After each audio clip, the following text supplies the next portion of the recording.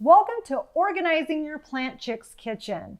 We believe the kitchen should be easy, healthy, and most importantly, fun. Because if you're not having fun, why do it? No point. Yes, if you're like us, you don't like to spend lots of time in the kitchen cooking, cleaning dishes, prepping. I mean, it can be exhausting. Believe it or not, your kitchen should have a system. Systems help reduce food waste and help you from buying unnecessary food items because you know exactly where specific foods go in your pantry, in your refrigerator, freezer, spice cabinet, you name it, it has a space. If it doesn't belong in your meal plan, you will have a very small dedicated space for it in your organized kitchen. Let me ask you a question. Think about or go over to your spice cabinet and look in your refrigerator door. Check the expiration date on some of those products. I know that when I did this initially, I actually had to throw out some spices that had expired over a year ago. It was kind of embarrassing, but oh well, it happens. And you know what? That's when I took that opportunity to get organized. So with that being said, grab your paper, grab some pen. Marcia is going to take us on a tour of her kitchen. Let's go. Welcome to my Plant Chick's Pantry. Okay, so you need things that are organized to zones. Before, I have to say, I was very embarrassed about it, but my pantry was in disarray. It did not look like this. It was just bags thrown everywhere, boxes, and just clutter. And I couldn't really find anything. And I would buy things double and triple times. And I had like 3 things of lentils and 3 things of something. So this helps you avoid food waste and stay organized. Let me tell you, if I had not watched the home edit, I would not be this organized. So I'm going to share with you a few of my tips that help you stay organized. That way you prevent you from buying extra food you don't need that will just sit there for a year or two. Remember, Jackie mentioned that? We don't want our food sitting there. So here we go. Organize it to, for instance, grains. So I have oatmeal, quinoa, teff, these are amaranth, these are all different types of grains. You want to put your grains in one bin. And I labeled it grains, as you can see. So when I run out of oatmeal or quinoa, I know to replace that instead of buying 2 or 3 extra bags. Then next up is beans. I have different kinds of beans, black beans, chickpeas, all those kinds of stuff. You want to put it in the coordinating little bin right here. Just makes it super easy. Then you know what you have. Nuts and seeds, again, that's another one. Seasonings. So we have taco seasonings right here. Just anything you want to season your food with. These are the spices, but these will help season your food. I like to put these little packets in a smaller container. And then over here on the side, we just have miscellaneous, like I have like veggie broth and soups and stuff like that. And this is how I organize it. That way I'm able to see it. I'm telling you, this makes it way easier than just throwing your stuff in the pantry and you're like, oh, that's been there for like 3 years. I didn't know that. Okay, moving up. Another great way to organize your pantry is having these little lazy Susans. That way you don't have to step on something and grab something. So we'll just put something right there. It could be chips. It could be something easy. I have crackers and taco shells, and I put it here. That way it's easy and I can roll it and I can grab the item very fast. So again, stuff that I use on a regular basis, I keep it in eye line sight. And same here, this of course is a little higher, but I can still reach it because of the Lazy Susan. Now, something that's super high, put the foods that you don't eat very often. You want to make sure you put them at the very, very top. This would be things like maybe alcohol. We have dried fruits, sugars. We have, dates and cocoa powder, stuff that you make desserts with. These are things we don't use very often on an everyday basis, but we still have them in our home. We want to make sure we have them. They're still organized, so we know what we have in our pantry, but yet it's all organized at the top up there for later. Depending on how big your pantry is how you're going to organize it. This happens to be pretty long, so I'm putting almost everything in my home food-wise in this pantry. So down here we have our canned foods. As we mentioned before, we don't do a ton of canned foods. We have beans and tomato sauce and things like we use for recipes. I rather prefer beans in Instant Pot than canned, but of course they're there in a pinch when I need them. But organizing your canned foods, face forward to see what you have. That way, again, they don't sit there for 2 or 3 years and you have them forever. So you just want to make sure, look at the expiration date, what foods you're going to keep, what you're really going to use for recipes, and the rest, just chunk. And then over here, we have different stuff like dried fruit. We have some little vegan chocolate chips. I like to put them in containers to see what I have. We have some nut butters over here and date syrups.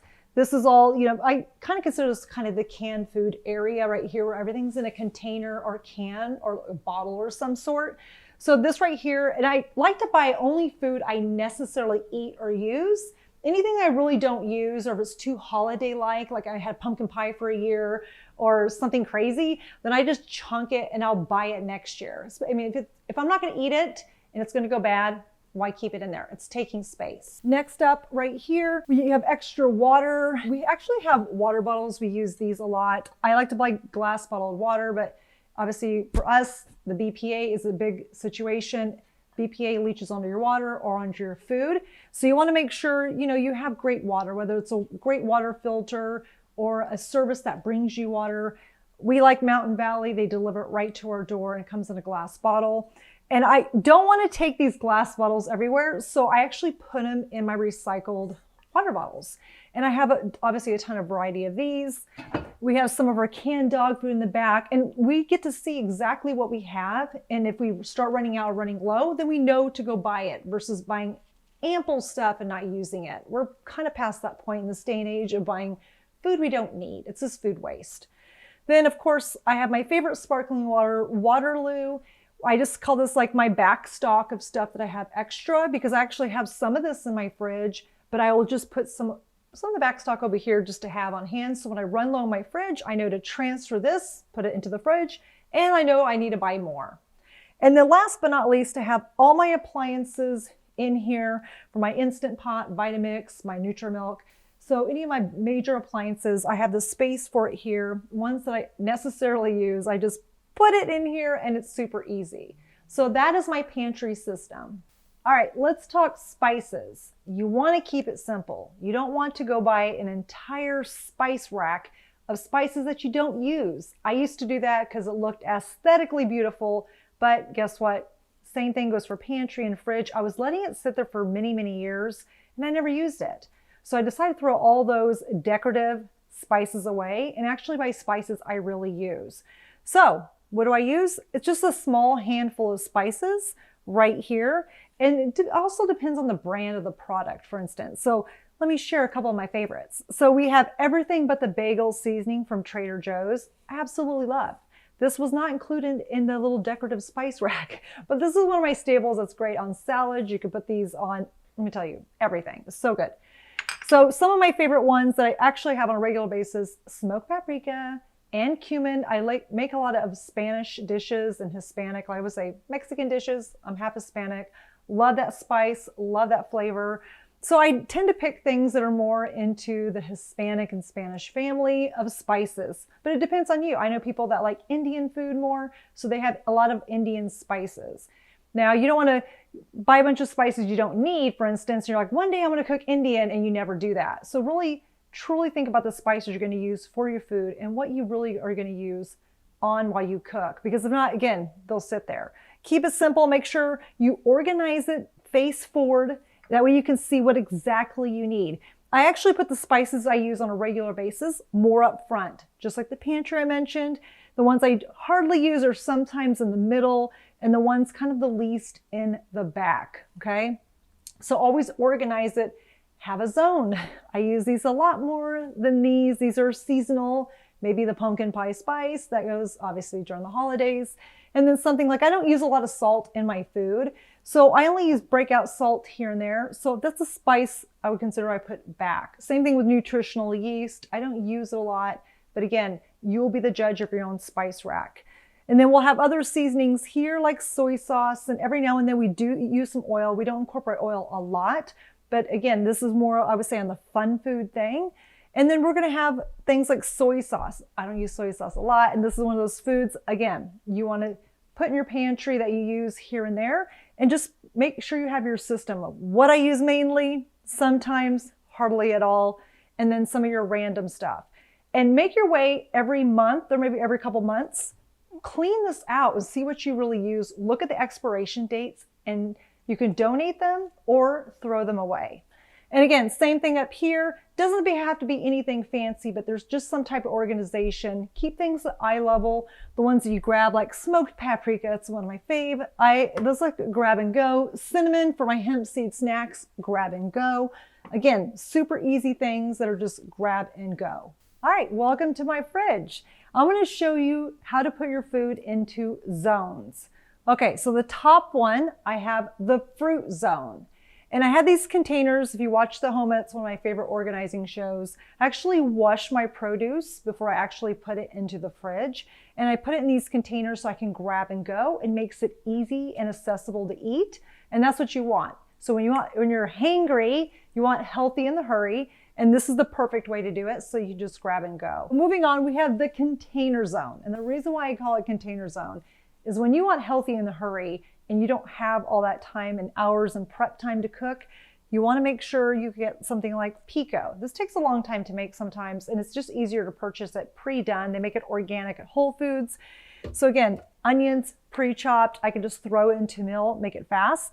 So I just get containers of chopped up vegetables and makes it easy. Also, that applies to my spinach for my salads right here and my smoothies. These are containers of vegetables. I mean, mainly as you can see right here, this is vegetables. So this is the fruit zone, this is the vegetable zone. But again, depending on the time I have, a lot of my container stuff, I try to keep it with an eye-line sight. That way I know what to use and stuff doesn't go to waste. Next up, beverages, we have water.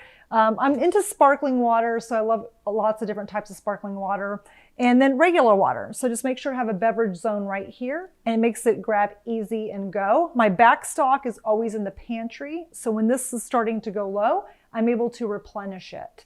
Next up, we have right here is the meat zone. You guys know it's a plant-based kitchen, so I have different faux meats. So something, for instance, is like this egg salad. It's not really egg salad, it's really tofu. So it's like a tofu egg salad. Same thing with this faux tuna.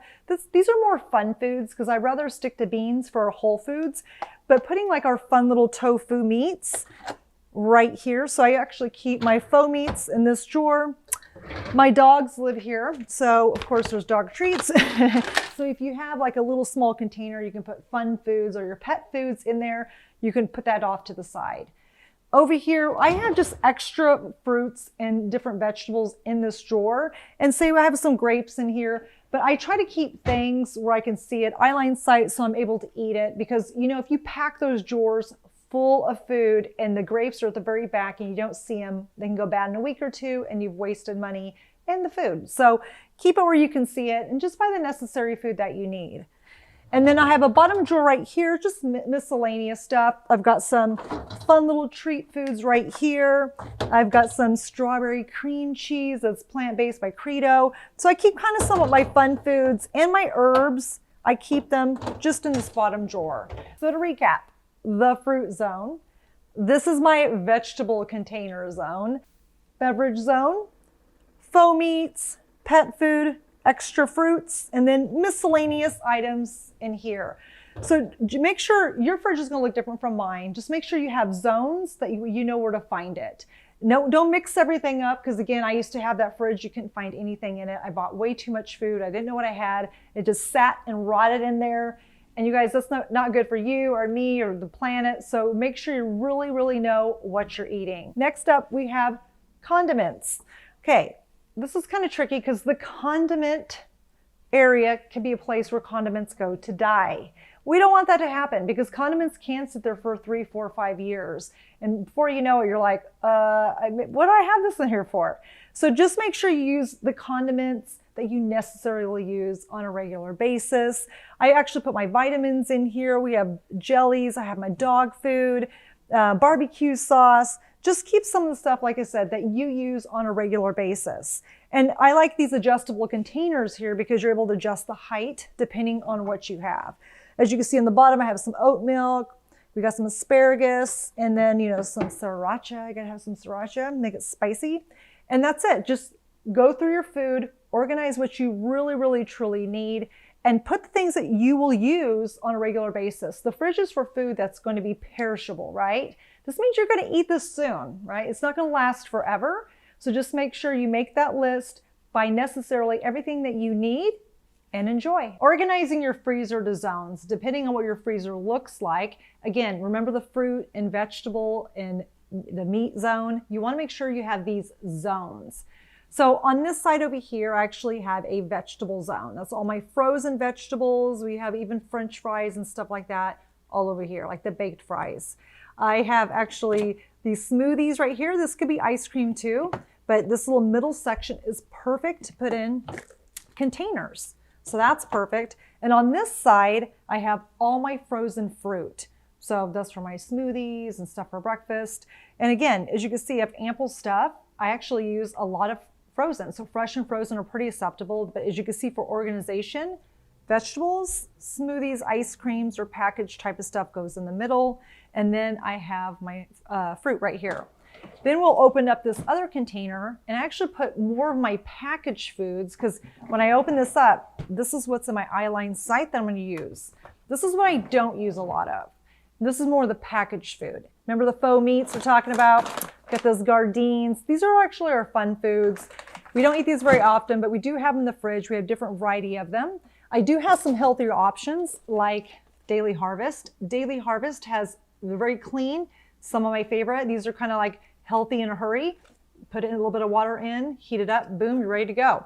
So we do have a mix of everything, but I just like to keep my packaged type of foods up at the top that I don't really use very often.